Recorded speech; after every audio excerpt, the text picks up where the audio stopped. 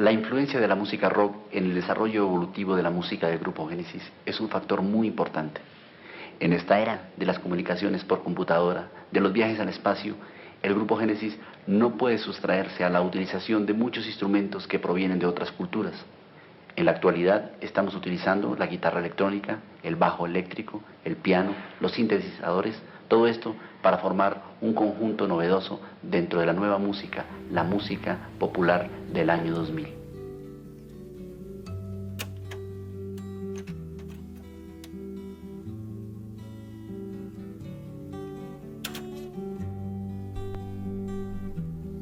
¿Cómo decirte que yo te amo, decirte cuánto te amo, pero no encuentro las palabras? Hace unas lunas. De hecho, la música ha sido uno de los elementos que ha sido una constante en el trasegar del ser humano.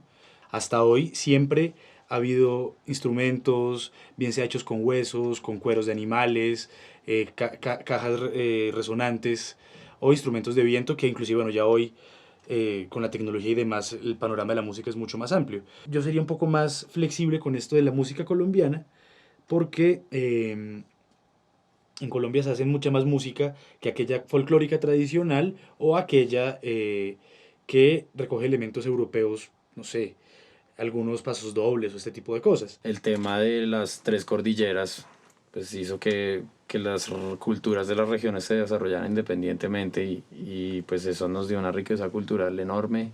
Esto se nota, por ejemplo, cuando uno va a las reuniones, por ejemplo, de Asimpro, donde se reúnen todos los músicos que graban en este país, y uno ve que se sectoriza, ¿no? Entonces allá están los vallenatos, acá están los llaneros, acá están los que hacen música colombiana, acá están los baladistas, acá están los rockeros, bueno. Los 60s fueron una década supremamente convulsionada en todo el mundo, y en el año 68, con estas revoluciones que existieron en París y la guerra de Vietnam, los Beatles, etc., la juventud despertó.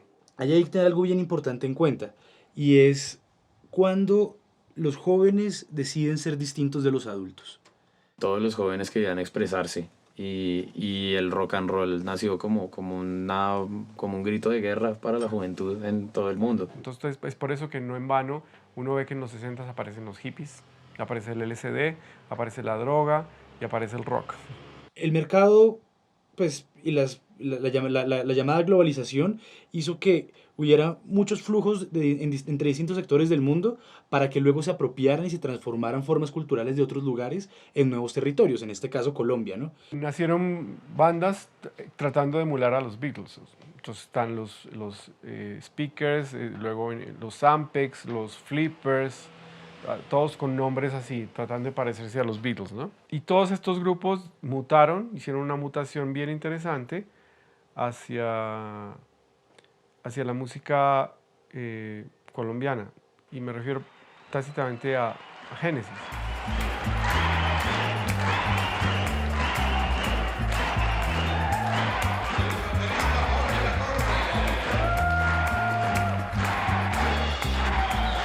Captamos el ambiente del grupo Génesis en concierto. ¿Qué es para Génesis un concierto, Pocho, uno de los integrantes? Bueno, es un concierto, es una experiencia electrizante. ¿Por qué? Porque todos los equipos son eléctricos.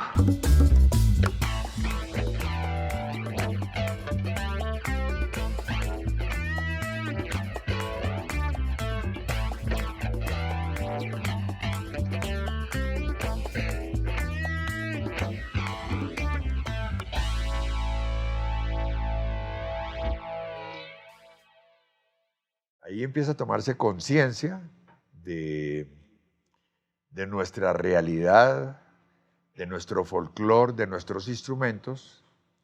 Y Humberto Monroy, junto con Tania Moreno, con Juan Fernando Echavarría, con el poeta Sibius, nos invita a hacer una grabación de un disco donde participamos más de 40 músicos. Ahí vienen músicos que venían de los John Beats, de los Speakers, de los Flippers, de los Ampex, de la banda del Marciano. está Carlos Cardona, está Hernando Becerra, está Álvaro Díaz, está Edgar Restrepo, y se graba el primer disco, que no se llama todavía el Grupo Génesis, sino es una convocatoria que se llama Génesis a Dios. La propuesta musical es toda esa experiencia que se trae del rock, pero también involucrar ritmos colombianos. Hay una gran versión de la cumbia cienaguera en este segundo disco que se hace de Génesis. Es por eso que en los primeros discos de Génesis uno ve una grandísima influencia de la música ecuatoriana, peruana, ¿no? Como andina, digamos.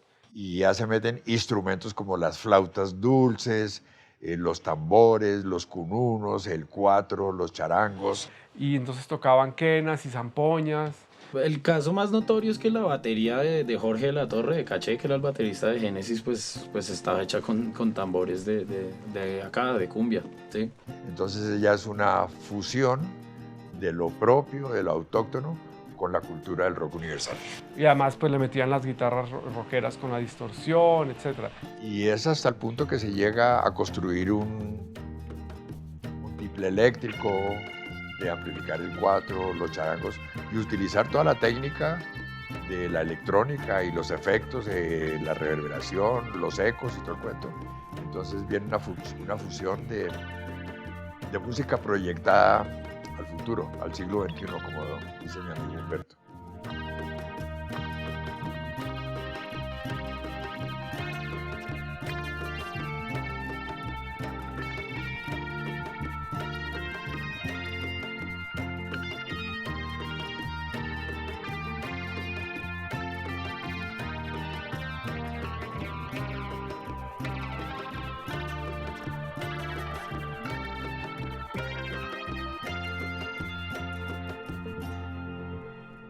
El rock era el rock, la cumbia era la cumbia, ¿no es cierto? El porro era el porro, pero a nadie se le ocurrió decir, oiga, el rock lo podemos combinar con, ¿no es cierto?, con la música folclórica. Si algo tenía el rock que ellos escuchaban y el rock and roll proveniente de los Estados Unidos, era también muchos sonidos del folk estadounidense.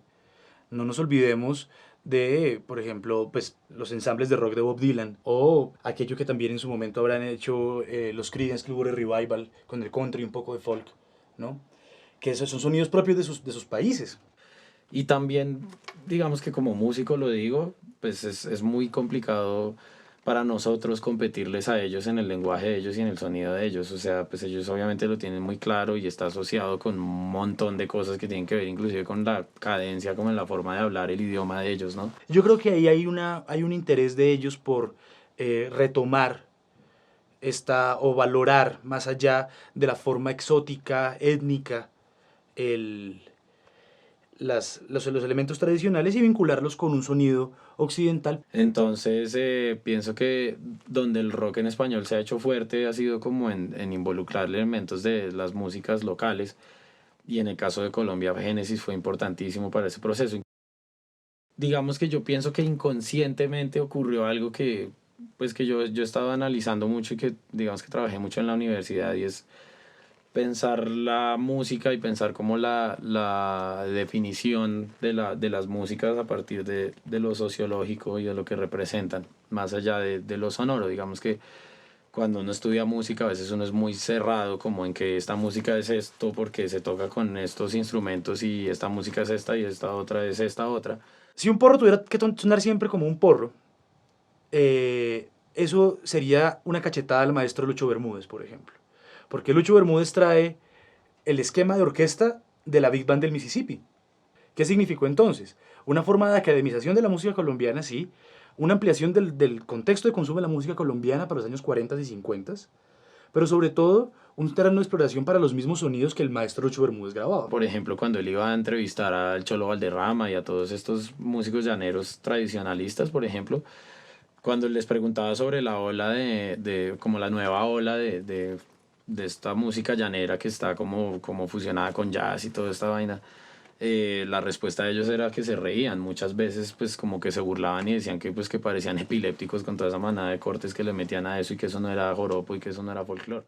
Si uno quisiera que una cumbia sonara siempre como una cumbia, pues tendríamos que hablar con todos los países donde suena la cumbia. La cumbia sale del Caribe colombiano, pero en el norte de México hay cumbia y de Colombia para abajo hay cumbia hasta las villas de Buenos Aires. Entonces, ¿cuál es la cumbia pura? ¿La que digan los colombianos? Creo que no. Pues es que yo pienso que ambas posturas son válidas, ¿no? Porque digamos que en cierta manera mantener vivas las tradiciones es muy importante. Digamos que si desaparece lo tradicional y todo lo que era tradicional llega a globalizarse, pues va a llegar un punto en el que esa raíz se va a perder, digamos que no se va a ver tan clara. Por ejemplo, si todo tuviera que sonar como alguna vez se lo inventaron por primera vez, creo que el metal no habría salido de Black Sabbath. Eso pasa mucho en el rock y pienso que como rockero uno también lo vive, ¿no? Como que cuando uno tenía 18 años, entonces pues de uno era muy vieja guardia y todo el rollo, entonces pues si alguien le metía algo raro a un metal, entonces ya no era metal y entonces sí. Pero pues ya cuando uno empieza a crecer y empieza a estudiar esto y empieza a verlo más a fondo, pues en el caso del rock, por ejemplo, si el rock no se junta con otras cosas, pues ya no tiene más a dónde ir, porque pues digamos que una canción buena de rock se puede hacer en cualquier momento de la vida, pero pues yo pienso que el desarrollo sonoro tocó el techo en los años 70, en los 80, y digamos que ya uno, pues con el respeto de los que hacemos rock en esta época y entendiendo que es necesario seguirlo haciendo, pues no vamos a superar a un King Crimson o a un, no sé, Emerson, Lake and Palmer o Yes, no sé, pues ya quedó para la historia. Pero si uno quiere que la música no desaparezca como música, pues hay que buscarle otras sonoridades, ¿no? Y pienso que así como es necesario para el rock, pienso que en el folclore es necesario también. Y hoy en día, mirando hacia atrás como una referencia solamente porque estamos mirando permanentemente hacia el futuro, hacia adelante, si tuviéramos que volver a comenzar y a vivir todos esos momentos maravillosos, lo volveríamos a hacer. No habría momento para la duda. Humberto Monroy lo conozco yo cuando él tenía como unos 15 años de edad, yo tenía 13 años de edad, esto es comenzando la década de los años 60, y duramos con 30 años de amistad, trabajando desde los dinámicos, los speakers, con Génesis, que desde niño cuando nos conocimos él tenía la gran ilusión de ser una estrella del rock and roll, pero todavía no tenía ni idea de tocar ni de cantar, tenía las ganas. En la sala de mi casa llegaba muy juicioso y a practicar con su guitarra y a cantar. Mi mamá muy juiciosa le daba el desayuno, le daba las 11 y él le preguntaba, doña Mary, ¿cómo está sonando? Bien, mijito, bien, mijito. Y así fue mejorando, fue mejorando, fue mejorando. El primer pionero, el más importante, yo diría. Y nosotros estamos en mora de hacerle un gran homenaje a Humberto, porque él es el papá de todos nosotros, de todos, absolutamente.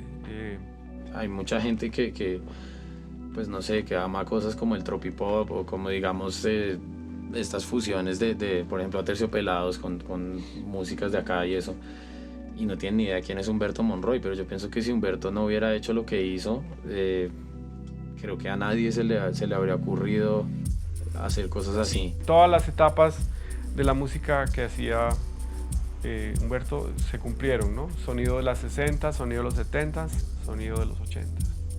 Y deja un gran legado para la historia de la música en Colombia, con una producción que creo que nadie la ha hecho, dejar 15 discos de larga duración, varias grabaciones, no sé cuántos cientos de programas de televisión, no sé cuántos cientos o miles de conciertos.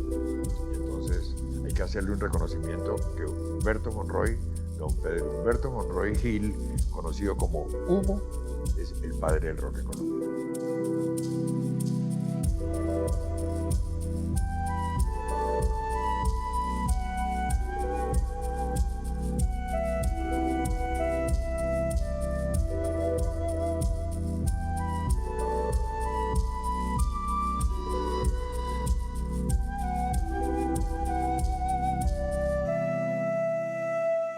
Entonces, en el año 92, Humberto, nos volvemos a encontrar y me dice, Cachecito, sigamos adelante con el proyecto de Génesis. Esto fue un viernes por la noche.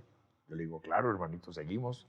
Y se va para su casa. La idea es encontrarnos la semana entrante para empezar a ensayar y con el proyecto.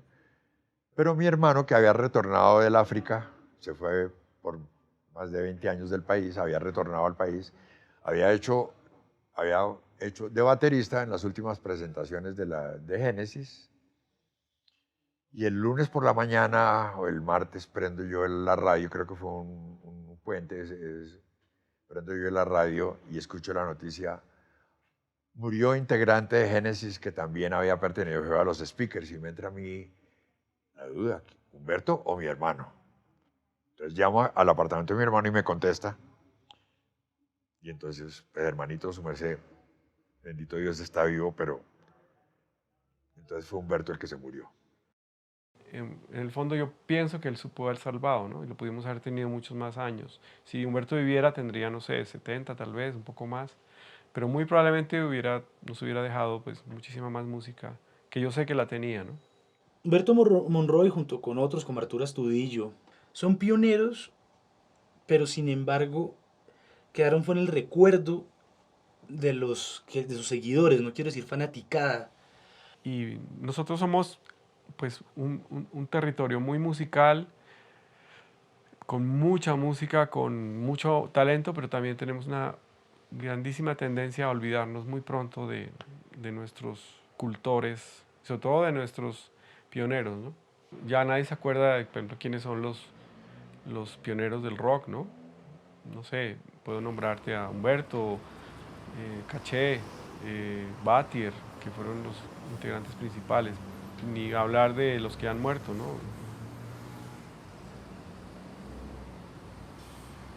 Tenemos propiedad, pero nosotros tenemos que querernos más a nosotros mismos.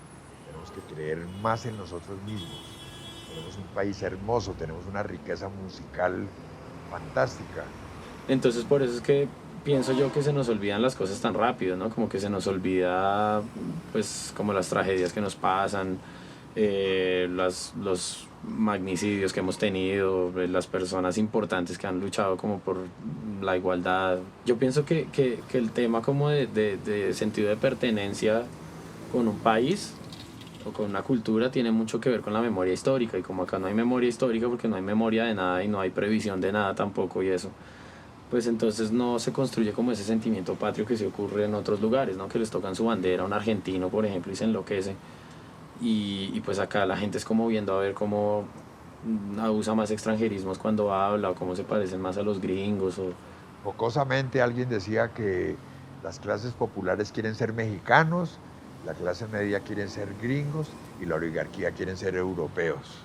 Pero nadie quiere ser colombiano, como que nos da pena decir el cuento, hasta nos estigmatizan en otras partes del mundo. Y los que más mal hablan de Colombia a veces somos los mismos colombianos.